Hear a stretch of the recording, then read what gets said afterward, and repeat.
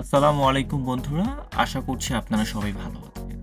আজকে আমরা যে স্টেট ভিডিওটা দেখব তা হচ্ছে রংপুর ধাপ মোড় থেকে রংপুর সেন্ট্রাল বাস টার্মিনাল পর্যন্ত এবং এই রোড ঘিরে কি আছে তা দেখব। সো বন্ধুরা, এখন আপনারা দেখছেন রংপুর আরকে রোড এবং এটি হচ্ছে Dhaka Rangpur highway road. So আমরা এই রোড হয়েই হচ্ছে যাব রংপুর কেন্দ্রীয় বাস টার্মিনাল পর্যন্ত। তো বন্ধুরা, এই রোড যাবার পথে আপনারা RAMC শপিং মল দেখতে পারবেন।